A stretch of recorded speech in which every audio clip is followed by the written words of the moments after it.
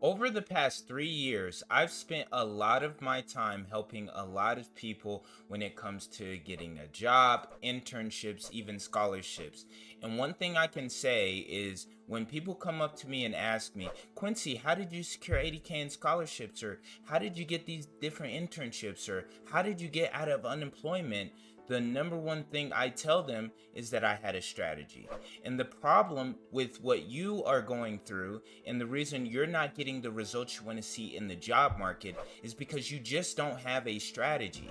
You just don't. You've been applying to all these jobs. You don't have a strategy when it comes to your resume. You just use AI to make bullet points for you, and then you apply to jobs that you don't even want to work at or even aren't even qualified for or isn't even relevant to who you are. And then you're wondering, why is this not working, right? And so what I want to talk about today is how to actually create a strategy for yourself, because I'm going to be honest with you, whatever you've been doing to try and search for jobs, to try and get employment, it's obviously not been working. And so you're going to have to change your strategy. You're going to have to get more intentional. You're going to have to actually build a skill set when it comes to searching for jobs. And I'm not trying to say any of this to attack you or to come after you. I just want you to understand that this is a competitive job market now. This is not 2015, 2005, where you can just apply online, you can expect to hear back from employers. No, you won't get that because these employers are getting flooded with thousands upon thousands of job applications in the first 10 hours. And so, what you can do to overcome all of these issues, whether it's the ATS system, whether it's AI, whether it's employers just not even looking at your resume, or then you competing against thousands of other people, what you can do is you can be more prepared than the average person, and that will lead you to higher chances of success. So let's get into it. The first thing that I want you to understand when it comes to building your career strategy is really simple. Who are you? What do you like to do? And what is your experience?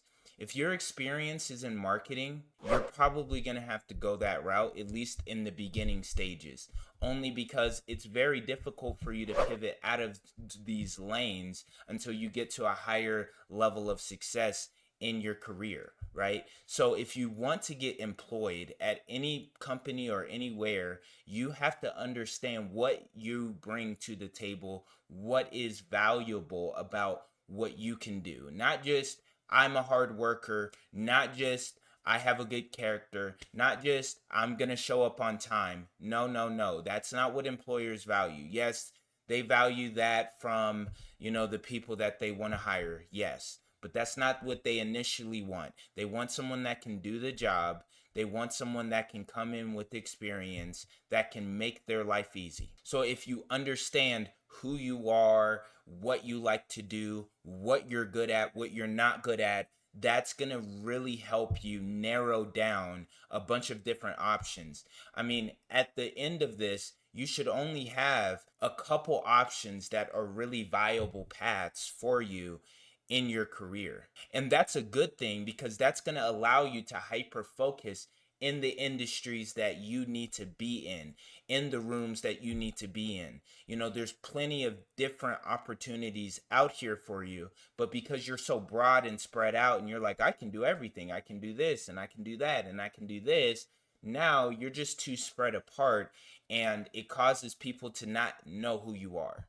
And I'm going through the same thing too, right? I'm a career coach, right? And I used to do scholarship coaching. I used to help college students. I helped a lot of different people. I mean, I even give stock tips to my friends and things like that. And I have to narrow down myself into specifically helping unemployed people for YouTube so that I can grow a little bit better in a niche and someone can say, Quincy is the guy that helps unemployed people. And that is what you have to do. You have to build your brand in a way where they know who you are. Oh, that's Stacy. Stacy is the marketing lady. That's, Jimmy, he's the finance guy. That is what you have to build your brand around. Then you can break the barriers after you actually get the opportunities. But for now, you need to be known for one thing. Now, if you already have that, that's great. The second part of this is not just being so spontaneous with your applications, not mass applying, not just using a resume, not just applying online. How about you go to job fairs? How about you join organizations that are aligned in that career field? There's plenty of nonprofits that are created to connect specific industries together. So that could be there's finance-based groups, nonprofits, organizations, for example, that you could join and be a part of. You could network with professionals in those organizations, and then from that you could get a job opportunity, right? But you need to be connected to like a network, right? It's kind of like you're trying to use a desktop with no Wi-Fi. Yes, your computer is still valuable. Yes, you can still do a bunch of stuff with it, but if it's not connected to the internet, it becomes really capped with the amount of things you can do. And so that's what I want you to think about your life. You need to connect yourself into a social group, and you need to utilize that social group to help you get employed. If you do not have that currently, then that's probably why you've been struggling so much in the job market. Now, the third step is just keep doing it, keep doing more of it, keep drilling in to your niche, into your career field, because the more people you connect with, the more information you will get. Oh, maybe I could get this certification. Well, how could I get it for free? I could join this organization over here because this one person told me.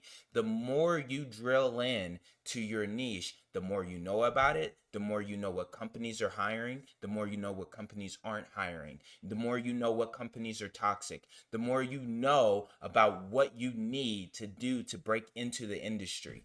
And if you just keep going, you're going to become a subject matter expert in your niche. And then you're going to know all the players. You're going to know when people are starting to fire people. You're going to know when people are hiring people. You're going to be able to take advantage of your own knowledge. So make sure that you're just connected, and because the connection actually creates information that you need. Now, I have a lot more, right? You're going to have to learn how to interview better. You're going to have to learn how to really navigate the business world in a more professional way.